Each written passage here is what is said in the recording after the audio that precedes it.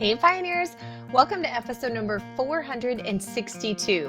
Today's episode is Foraging Freedom, finding wild mushrooms and cutting your grocery bill at the same time. Now, I am no stranger to foraging mushrooms, but I learned so much and had so much fun in this interview with Whitney. Learning how to forage mushrooms is a great self sufficiency skill, and honestly, it is a fun family hobby as well. Not only that, but it can definitely cut down your grocery bill. Oh my goodness, I would never be able to afford to buy morels in the store. The price is outrageous. However, we can forage a bunch of them when the season is on. And at the time of this recording, it is super, super close. In fact, I think next week we'll be able to start foraging them.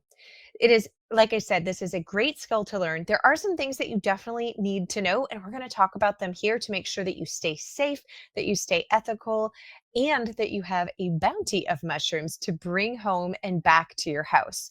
Now, speaking of ways to save on your grocery bill, learning how to cook food that is in season from scratch is an excellent way to do that. And one of the best ways is to get a digital copy of our Harvest to Table digital magazine.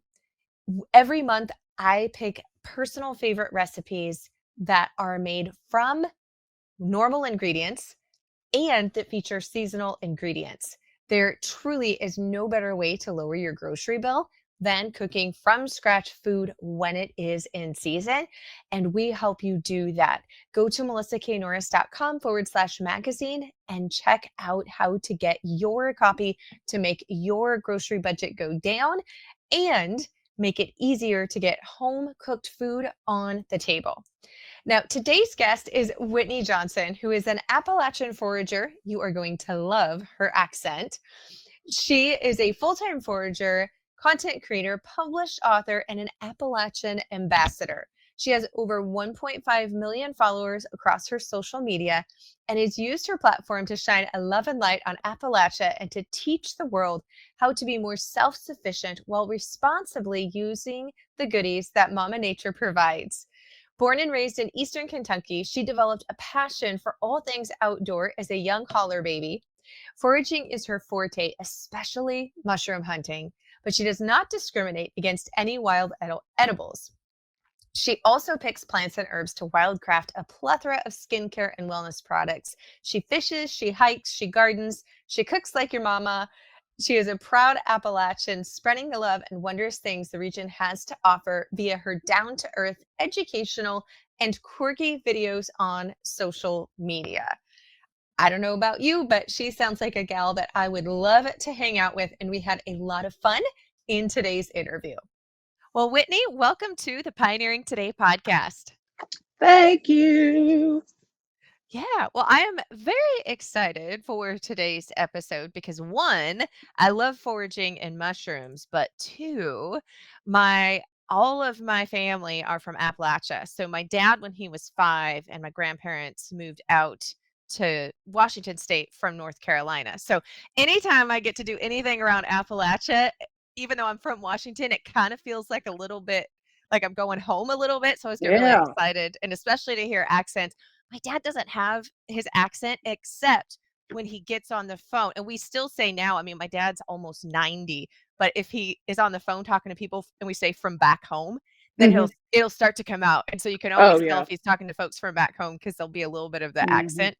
Otherwise, I do say y'all, but I don't really have an accent, obviously. So I get Yeah. excited when Yeah. I get to talk to folks who do. Yeah. So Yeah. on When that us note, hillbillies get together, it definitely starts to get much stronger. So I know exactly what you're talking about. yeah, that It's drawl it. gets way more Mhm. pronounced. It's Yeah. it's a beautiful thing. It really is. It is. Yes, I love it really is music to my ears. I love the Hmm. dialect. So can you share a little bit about your background and how you became known as the Appalachian forager? Sure. It's wild. It wasn't anything I ever intended to set out doing.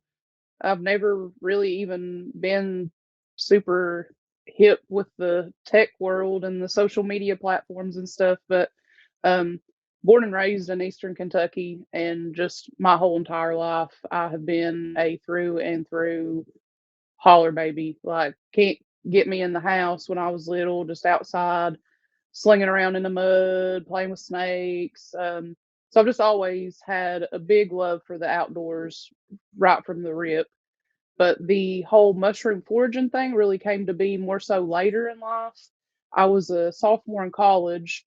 I won't disclose how many years ago that was, but yeah, I was around the age of 20-ish, and um, I was not very healthy mentally or physically, so I started doing a lot more hiking and started to notice mushrooms. And it was like the strangest thing. It was like once I saw one, I started seeing them everywhere.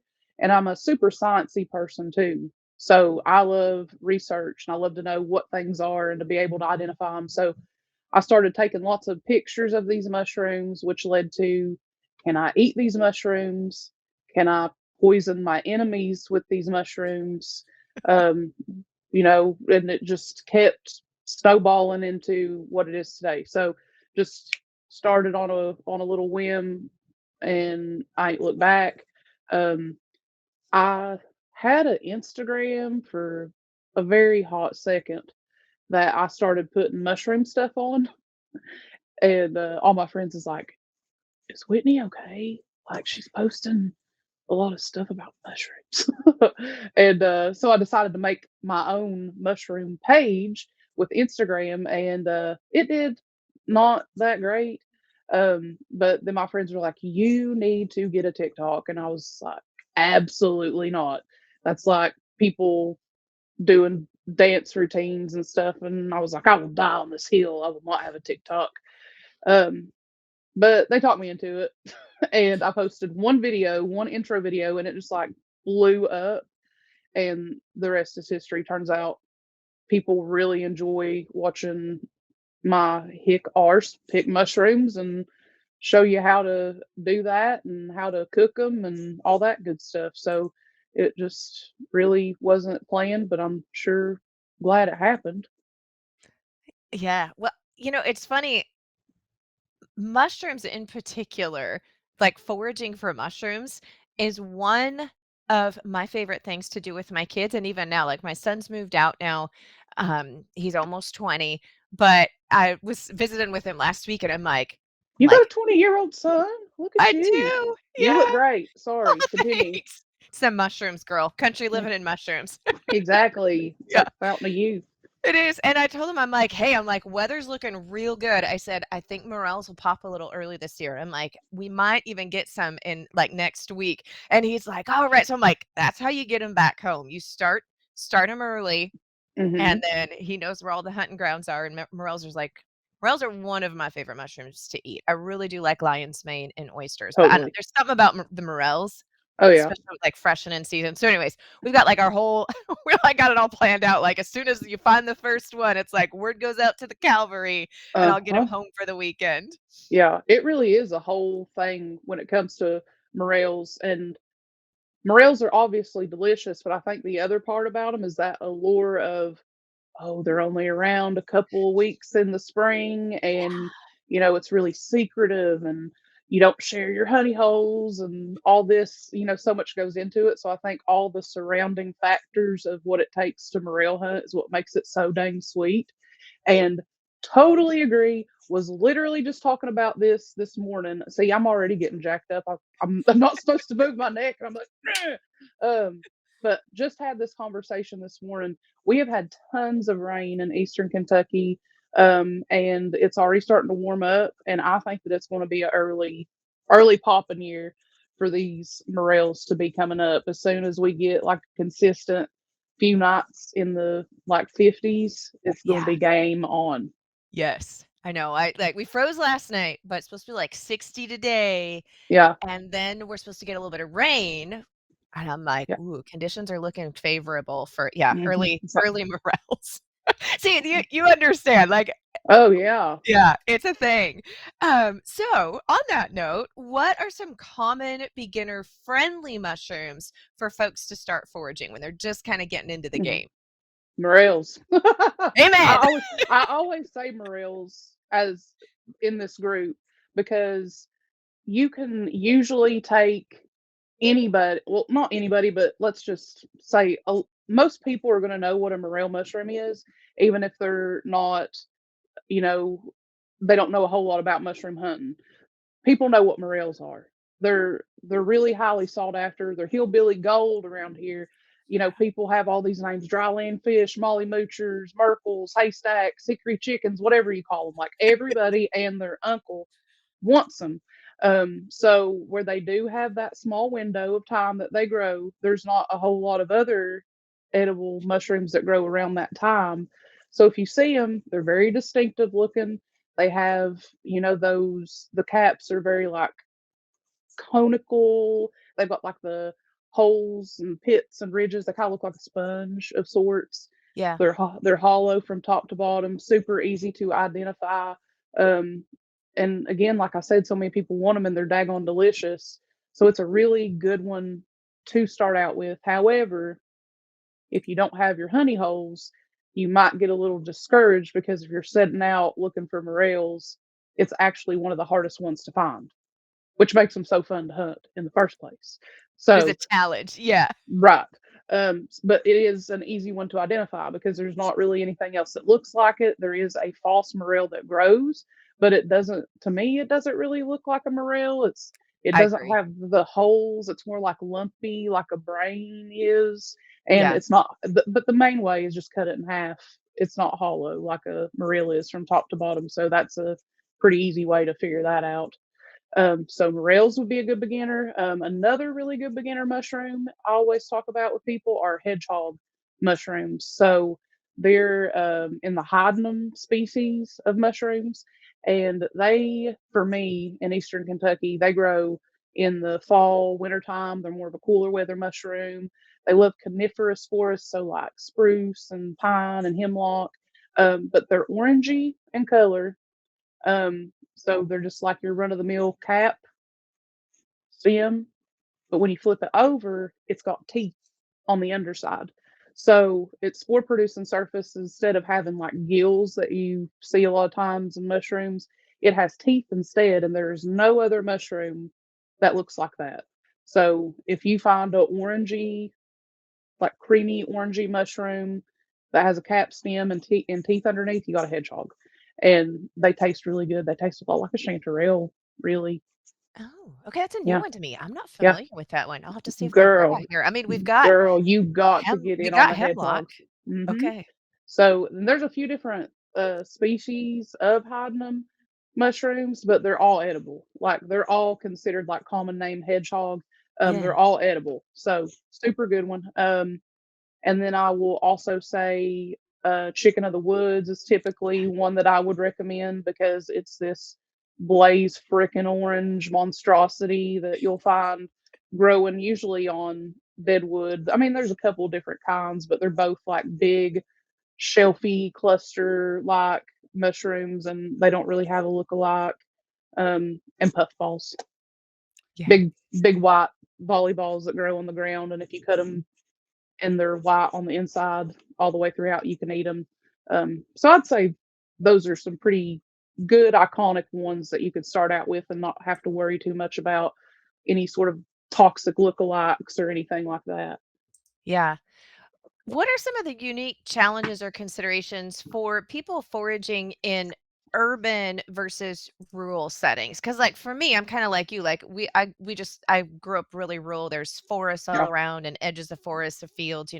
For the morels that like to come out just a little bit onto the edges, and there's plenty of places to roam. And my dad showed me his holes, and then I got to pass them on Hmm. to my kids. So, like, I'm really blessed in that aspect. But for someone that might not have that, do Hmm. you have any, and I'm like, are there any opportunity really to find many mushrooms in a more urban setting? Hmm. Yeah, there's opportunity to find mushrooms anywhere. If there is, if yes, it's just if there's ground, if there are trees, if there's a daggone fence post, like you can find mushrooms. I'm getting awfully excited. Need to chill out.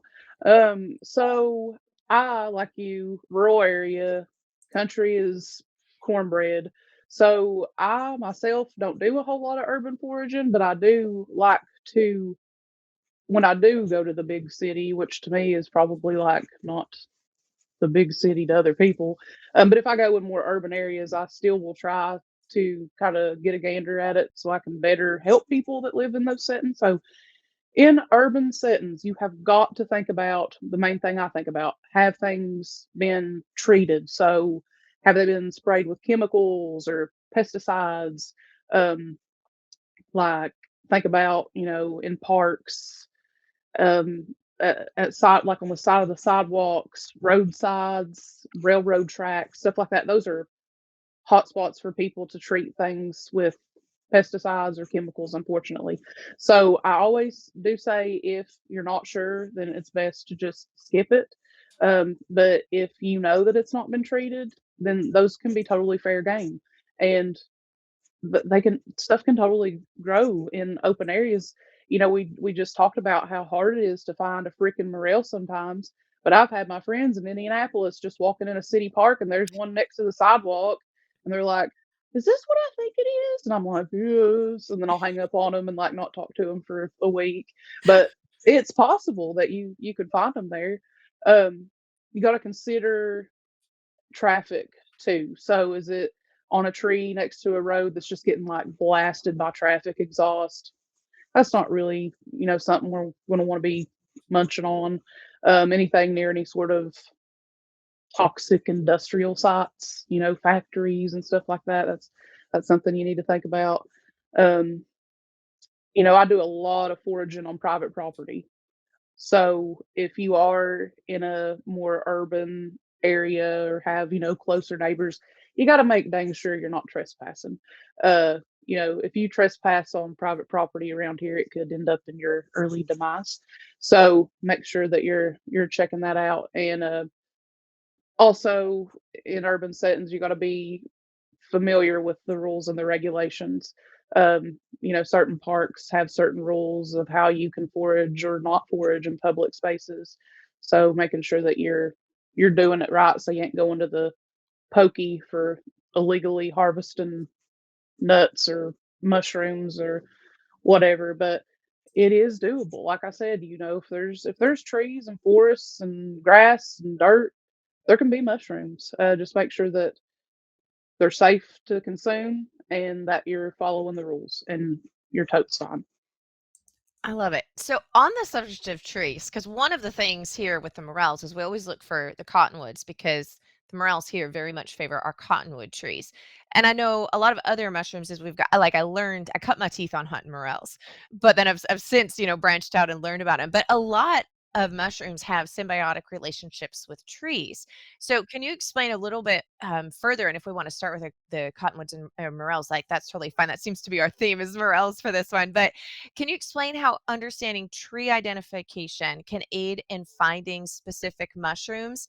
And if people aren't familiar with trees, do you have any resources that you recommend for first identifying the trees to then find the mushroom that you're after? Yeah, this is super important. When people come to me and they just want to know how to get started with mushroom hunting in general, I always say, learn your trees, buddy, because like you said, there is a relationship that exists between mushrooms and trees. So we call that a mycorrhizal relationship. And this is where the mycelium of the mushrooms, which is kind of the underground root system of the mushrooms, and the underground root system of certain trees tango together. They team up and they intertwine and they swap spit and nutrients that's going to make one another grow big and strong. Nature is so freaking cool. So since that relationship exists, um, you can start to learn which trees and mushrooms like to hang out as a way to target your mushrooms. So, like you said with morels, they like your cottonwoods. My morel tree all day are sycamore and slippery elm. So if I put myself in a forest looking for morels, I want to put myself in a forest that has those trees. So it'll help you increase the likelihood of getting you a big old haul of morels. Um, Chanterelles. Do you hunt chanterelles? Yes, yes. Okay. a great mushroom. Love her. Chanterelles for me, if I want to find me a mess of chanterelles, I've found that I do well in beech and oak forests. Oh, So okay. so now we know, hey, I want to go hunt some chanterelles. It's that time of year, weather is perfect. Once you know your trees, you can put yourself there where those trees are, and you're gonna, like I said, up those odds and get your sack full. And that's what we're, aiming for. We want to find these puppies. Um, some people have good luck with hemlock and chanterelles. And we have Um, hemlock, we don't have the it's so this is really fascinating to me actually to see how in the different regions, because like we don't have sycamore, we have very little oak. Like if someone's planted an oak, really, it's not one wow. of our so it's fascinating because yes, but we do have a lot of hemlock. And so Hmm. that's typically a little bit more where you'll find the chanterelle. So it's so interesting to Yeah. see how the mushrooms have adapted to the Hmm. geographical location as Right. to which trees they're having these relationships with and Hmm. how it's differing, but we still have, these mushrooms Yeah. in these completely opposite, Mhm. environments as far as what the natural trees are. So this is actually really fun. Ate mushrooms just like the coolest. They're so smart. Like the fungal network itself is just like a big giant brain. And it Yeah. just never ceases to amaze me how this whole thing works. But anyway, we would never have enough time to talk about that. Um, but you did ask about like some resources for tree identification, and so at least my experience was I learned trees from the time that I was, knee high to a grasshopper. It's like Papa was taking me out and saying, "Hey, this is a so and so," and my dad's teaching me this. So I myself don't have any specific tree identification resources to recommend other than just, they make regional mushroom field guides. They also make regional tree guides. So you could buy you one to take out in the field to beef up your tree knowledge. There's also people that offer courses. I don't know if you're familiar with Adam Harriton that does Learn Your Land on YouTube. He does a lot of mushroom foraging stuff, but he has like a full blown course that's just tree identification. And he lives in Pennsylvania, I think. So it's going to be more of like the eastern US types of Yeah. trees, but I'm sure there's other offerings out there for, different regions of the country too. So that's something to think about. Um, there is a app called Picture This. Um, since you're just looking to identify the tree, I'd be totally fine with somebody using that app to help guide their identification process. It's not always going to be right because it's, it is what it is. It's an identification app that just takes a picture and makes an educated guess.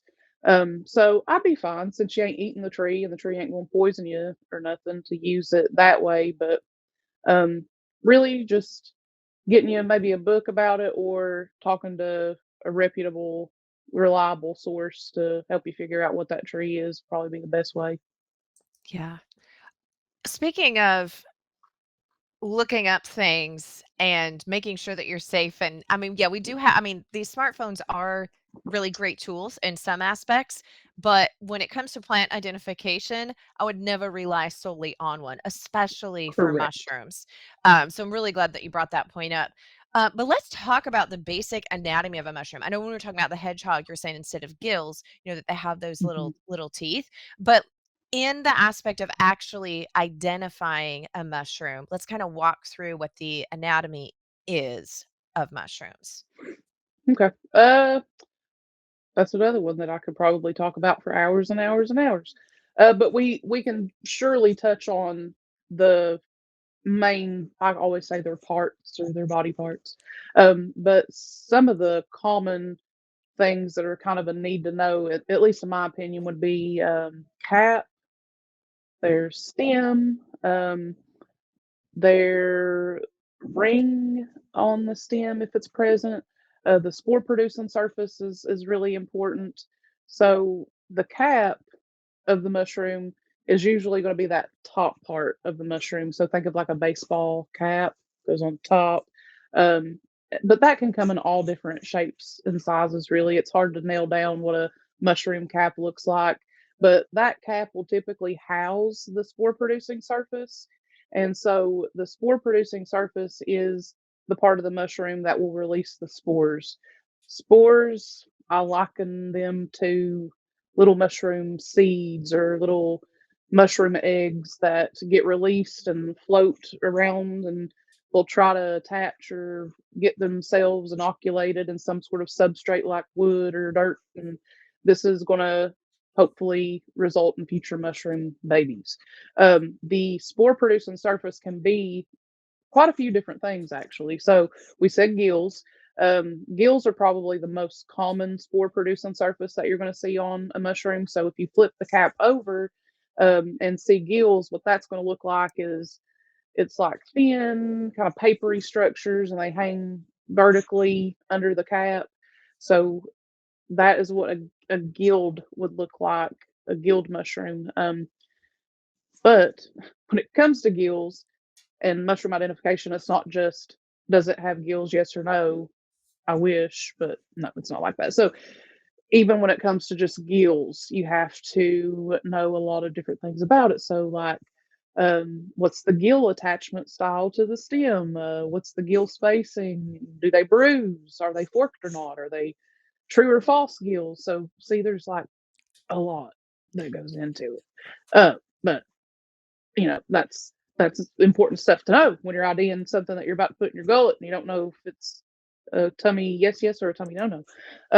It can have teeth like we were talking about. So teeth are kind of like the little dangly doos or the spines or the quills that are underneath. Pores are another spore producing surface. They're just tiny holes. Boletes have, are very well known. Bolete mushrooms are known to have very small pores underneath. They kind of look like a tightly packed sponge. And then polypore mushrooms are a porous mushroom. So think about your shelf mushrooms like chicken of the woods, pheasant's back, things like that are polypores. Stem is just that elongated. I always have a hard time like dumbing down stem. I think it's Shaft, pretty yeah, self-explanatory, I yeah, hope.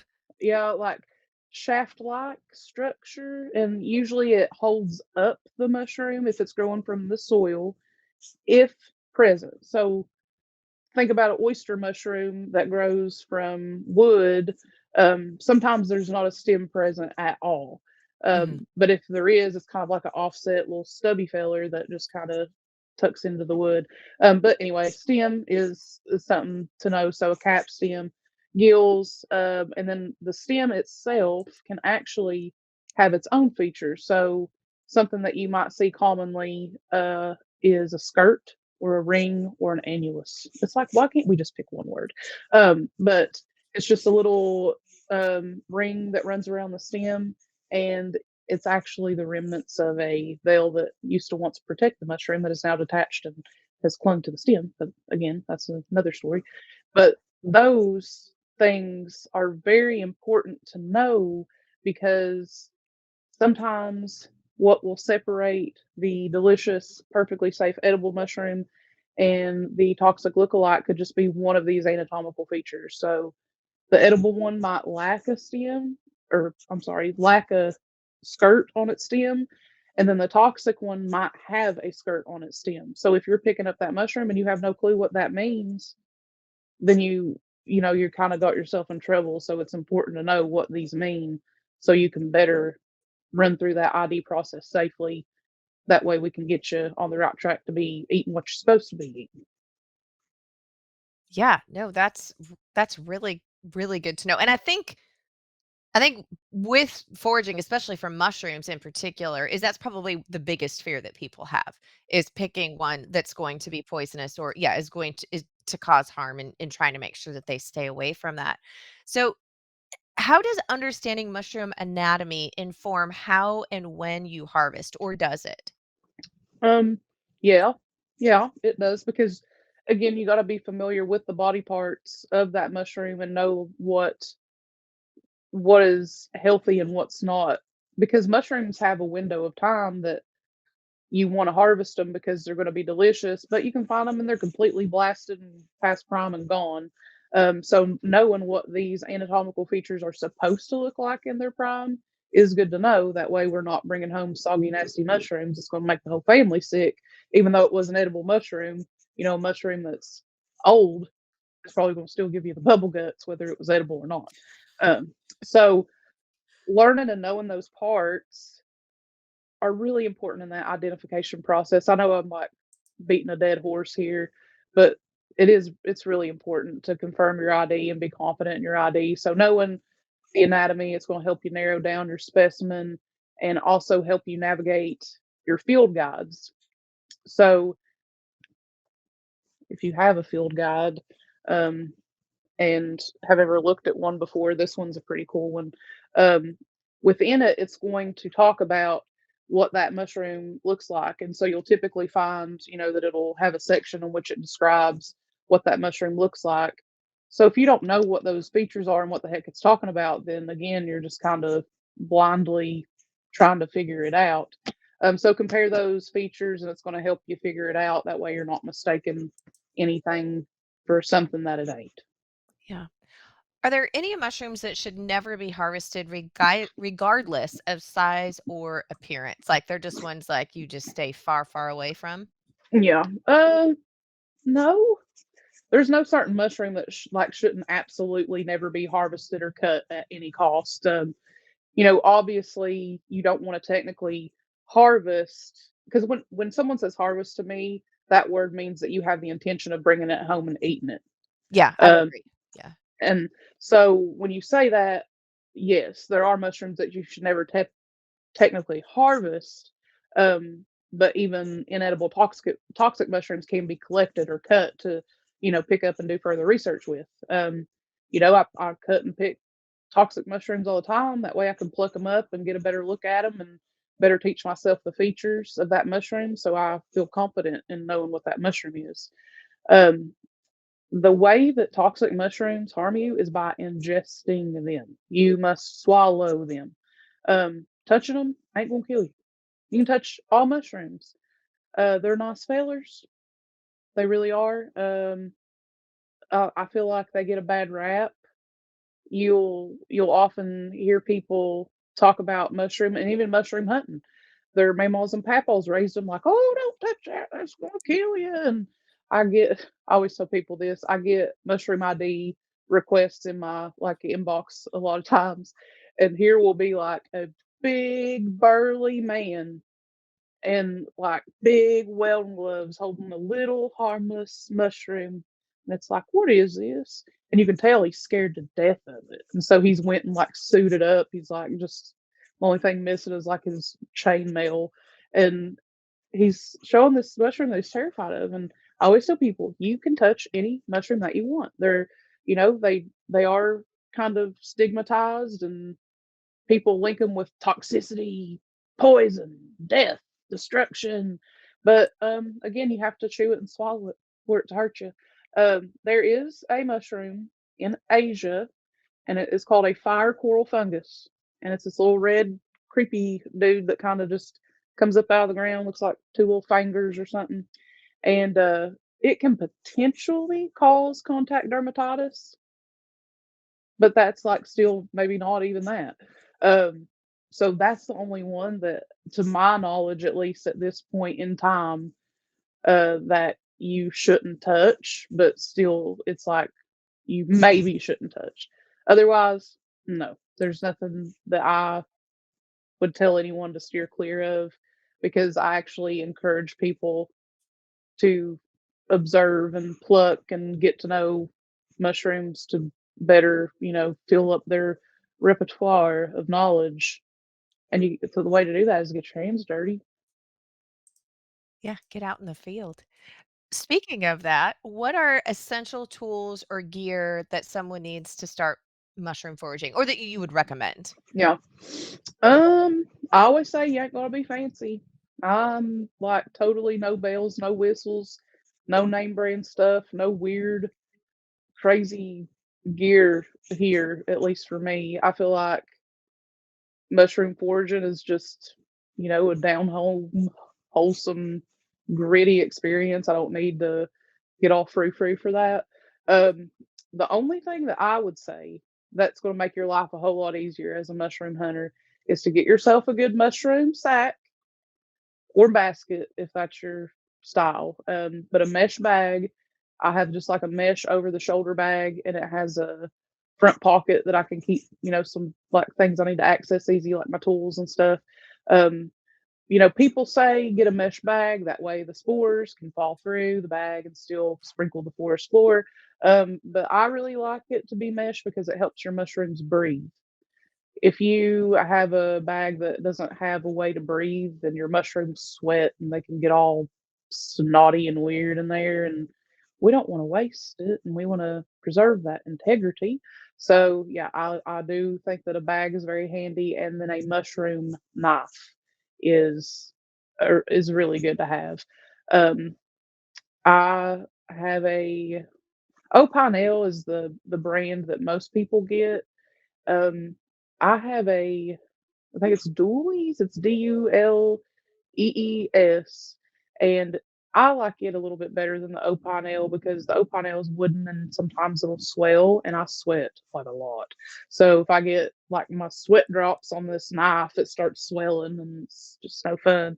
But it has a blade that's just kind of hooked, which is, ergonomically created to best slice your mushrooms. Really good to get them off of trees and wood, especially. But the real showstopper on a mushroom knife is the brush that's on the end. Sounds like not a big deal. No, honey, listen. If you use that thing in the field and dust your mushrooms off before you put them in the sack, it Yeah. makes it so much easier once you get home in the kitchen to clean your mushrooms up. Um, it's so simple. So just slice your mushrooms, and it's usually a retractable brush. So you just flip it out, and do that. Put them in your sack, and it rules. So those two really, I think that's all you need, and you don't even need that. Like I wouldn't be mad at you if you took like a burlap sack and a butter knife. Um, just you do you. Uh, Bug spray, tick spray, first aid kits are nice. Taking a field guide if you need it, camera if you want to take pictures. Boots, waterproof boots with good grips is what I like to use, and just weather appropriate clothing that's comfortable. Um, One thing I do like to encourage people to take are extra bags to pack out trash if you come across some trash. Mm. Yeah. Because unfortunately it do be like that. So I always will bring just like some extra little bags to do that if I need to, and unfortunately I do need to quite a bit. So it's just something Yeah. nice to do. Yeah, no, that's a great tip. I really like the idea of the brush. In fact, I'm like, "Oh, I do believe my husband's getting one of those for Father's Day. Good thing he didn't listen to the podcast." I'm like, "Oh, that's a great gift." Is the brush like that kind of feels a little bit genius because yeah, cleaning them up sometimes once you get them home is like, yeah, I love that.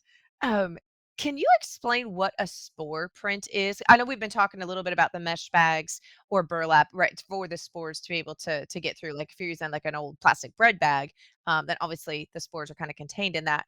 So can you explain what a spore print is and how to take a spore print and how that could help with identification? Because we've kind of said like what spores are, like their purpose is to repopulate. Yeah. A spore print is a really funky, cool little thing that you can do. Actually, they're fun little projects to do, even with kids. So um, it's always like always where this is like second nature to me. I'm like, okay, how would I say this? So mushrooms release the spores, like we talked about. So a spore print is just a collection of those spores that mushroom has dropped onto a surface. So um, certain mushrooms have certain color spore prints, and within field guides, at least most field guides, you should find within the descriptor box, it should tell you what color the spore print's going to be. Um, so think of like a little stamp that the mushroom leaves on a surface after it's sat and all the spores have fallen and kind of sat and collected. So the way that you do that is, well, let's think about like a gilled mushroom. You'll cut the stem off and you will put the mushroom gill side down or spore producing side down. And I like to use construction paper, aluminum foil, just like something for that spore print to fall onto. Um, and then what you do is you just cover it up with like a bowl or a glass or just some sort of container to let it be protected, let it sit overnight.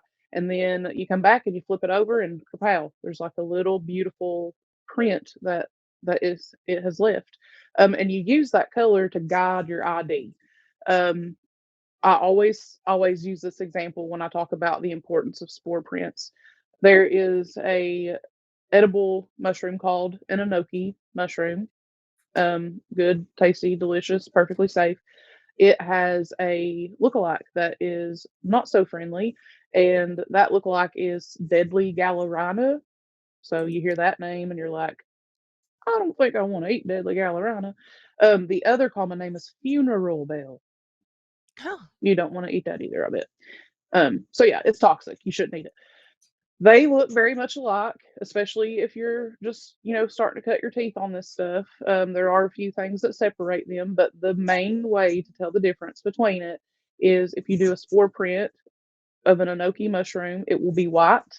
And if you do a spore print of a deadly Gallerina, it's going to be like a rusty brown.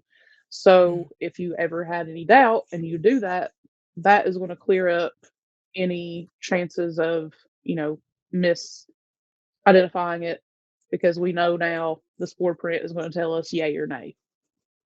yeah. Okay. That's very handy, especially in those instances where there is a very toxic and deadly toxic. Some toxicities in mushrooms aren't deadly. They're just gonna you're not gonna feel so hot. But others, yeah, have real consequences. Um, so Whitney, what is your final piece of advice for someone interested in getting started with mushroom foraging? Man, I'm windy. I've got a lot of advice. But I think really what I tell people the most is just get out there and have fun. I know that sounds cliche, but just really getting out there and having fun. Put some miles on them boots. It takes experience. You got to get out there in the field. You got to see it to get used to it, to know it, to learn it. Don't get stressed out or put any unrealistic expectations on yourself because I always say, honey, the fungi kingdom wasn't built in a day. So you are not going to learn all this stuff overnight. It takes a long time. There are a lot of mushrooms out there, a lot. And I, to this day, can go outside and still find new to me mushrooms. And that's what makes this hobby so fun. It's like there's always something new out there to learn.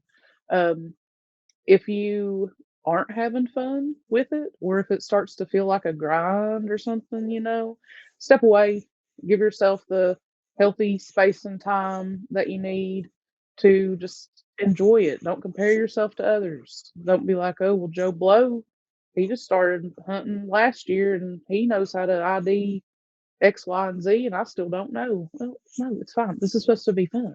And if it is fun and something that you enjoy, it's going to come, naturally and easy, and you shouldn't be stressed out because you're just doing your best, and that's all you need to do. So yeah, just have fun. Dang it.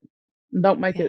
don't make it hard on yourself because, again, this is supposed to be a fun hobby, not a contest of any sort. Yeah. Well, speaking of if you need some type of field guide and good at And the it feel, feels good amen. too. And it feels good. I know that you have written and is out a really great guide. So can you share a little bit about that with folks and then where they can continue to learn from you, find you online, that type of thing? I absolutely can. Um, this is my mom's copy. This it's upside down. Oh, Isn't that funny? Upside down. So this actually isn't physically out right now. Its release date is the 25th of this month. However, it got leaked. I have a ooh, book that got leaked. intrigue. What does that mean? Like, I does think that? it means something cool. Yeah. Let's be like, The, yeah, it's cool status. does it means I've made it, right? I think Um, so. okay, cool. So most people will be receiving it on the 25th. So you can pre-order this on Amazon, Books a Million, Barnes and Noble. There's like a bunch of different places, but I have a genius link on my platforms that you can access. So On TikTok and Instagram, you can find me. I'm at Appalachian_forager. And then on Facebook, you can just type in Appalachian Forager. You'll find me on there. Probably just some crazy video of me hooting and hollering somewhere. But this book is a start to finish field guide of how to get mushroom hunting going for you. I would. This is really like I wish people had told me this stuff when I was getting started. So the beginning part is just kind of a all encompassing how to, and then it's also a field guide. So I cover 52 different edible mushrooms that grow around here. I tell you what they look like, where they grow, what kind of growth patterns, spore print colors, flavors, lookalikes, breakdowns, all the stuff. It's got recipes in here. I also have some fun little scannable QR codes.